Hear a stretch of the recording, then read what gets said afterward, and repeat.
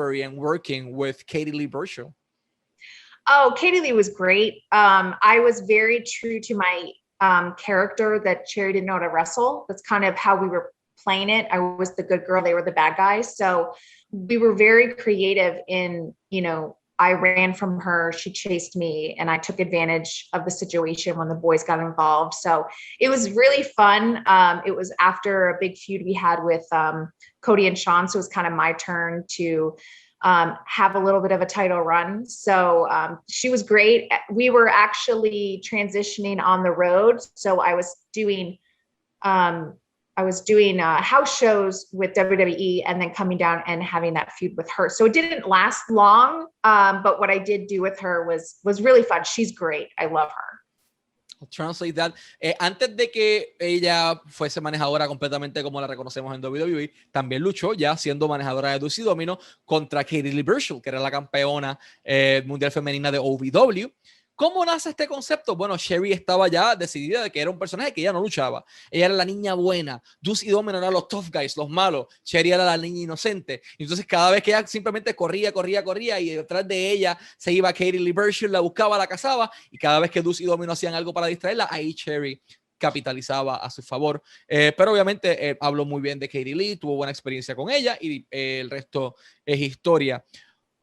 A few months after that, or I believe a few weeks actually after that, the three of you got a call. It was a pretty important call, and they notified you that you made it. You were going to the main roster. Not many people down there made it. So you guys made it before Cody, before Sean, before many talents that were there. So what do you recall of that phone call? How the three of you felt? And the most important thing, it was a moment to decide. Were you completely in the Deuce, Domino, and Sherry gimmick going to the main roster? I remember getting a call from writer Chris DeJoseph. He was very big into our gimmick. He called me. The office kind of did really use me as their manager. So they would call me, and then I would take care of the news and give it to the boys or whatever. So, which was funny. But yeah, he told me we were debuting. We originally were supposed to have vignettes, which never really panned out. And I don't know if Domino shared that with you. We were supposed to have vignettes that they were going to do, but they ended up not doing it. Ironically, when we got signed, we were supposed to debut a week after we got signed. Luckily, we didn't. And we debuted a year to the day that Cliff and I got signed, January 19th. And it was a blessing in disguise because we really had that full year to marinate and really work out our gimmick and work out the dynamics between ourselves and what we could do with the skates and kind of do a lot of come up with little things in our repertoire. So it was a blessing in disguise. So when they called us up, we're super excited. We thought, we've been down here for a year rather than a week after we created this, this trio. You just want to take the opportunity when it comes, but we were so happy that we had all that time to really kind of get ourselves together and be comfortable with it. So it was great. I'll translate that. El plan original era que tuvieran vignettes, eran videos cortos mostrando quiénes eran ellos, y el plan original era que debutaran una semana después de haber firmado el contrato. ¿Qué rayo? Gracias a Dios, como ella dice, tuvieran esa bendición en disfraz de debutar un año después y poder entonces adaptarse a este nuevo formato.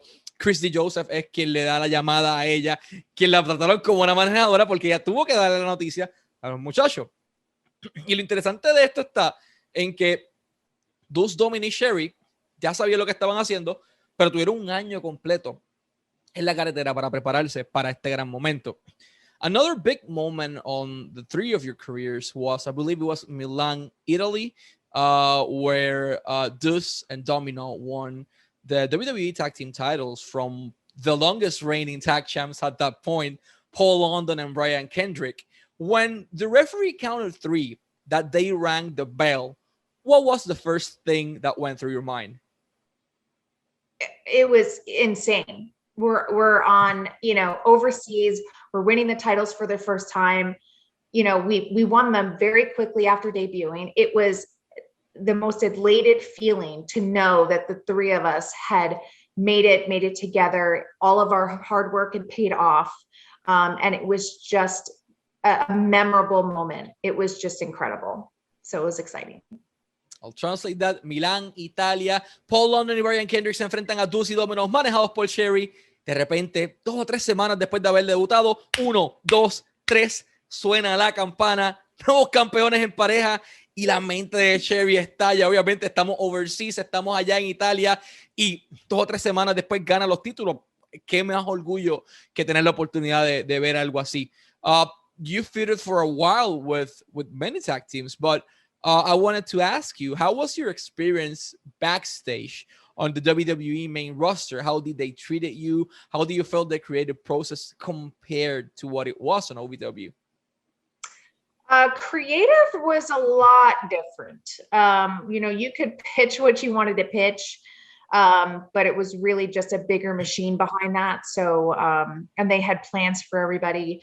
So for instance, I tell this story a lot. We did a semi little kind of thing with Dave Batista and Ric Flair. And that kind of came about. It started when Deuce had a singles match against Batista.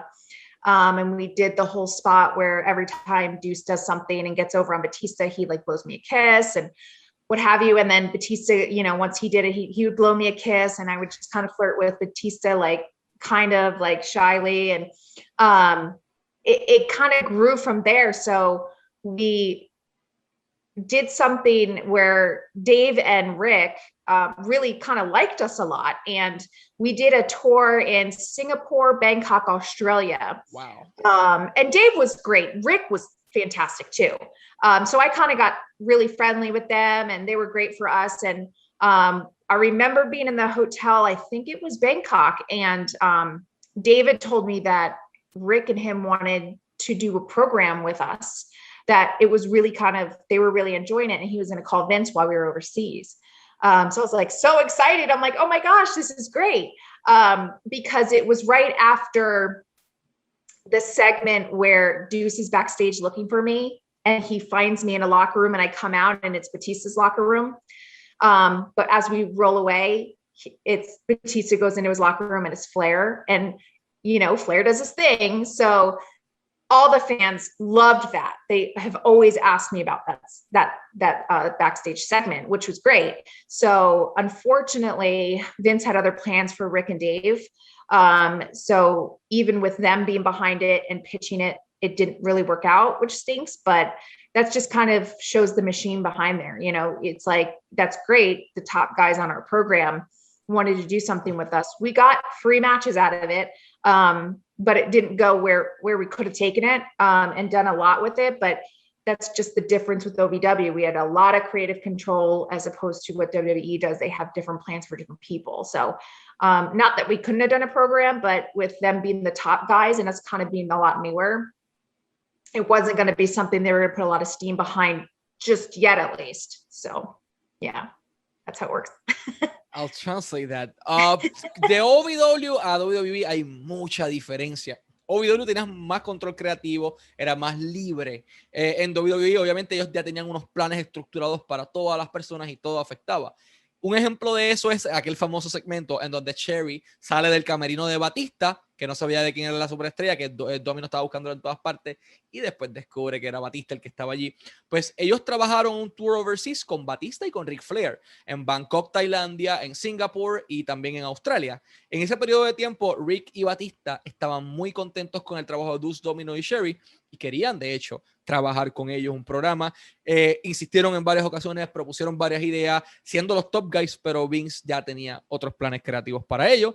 Y lamentablemente esto no se dio en televisión, pero sí se dio en un periodo de tiempo en un tours overseas, que era donde por lo general tuvieron más oportunidad de trabajar, tal vez porque eran más nuevos que los top guys en aquel momento, pero la experiencia de trabajar con ellos siempre fue muy buena. Speaking of creative decisions, who took the decision of separating you from Deuce and Domino and that randomly like put Maurice with them? Like, do you had a say in that matter? How do you feel with that decision? I thought it was too soon, but I think because they were splitting off for the Divas competition, I'm not, there was no full on discussion. It just kind of happened organically.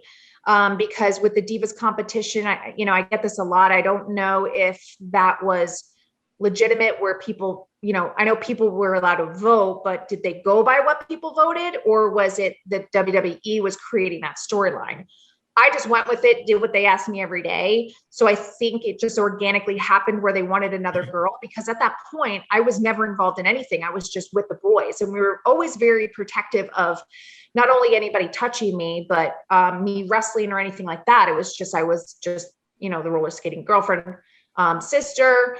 So that was really the only time I was ever isolated. And because the competition played out where Maurice got kicked out first, I think, I don't know if they planned it that way. So we just kind of organically went that way.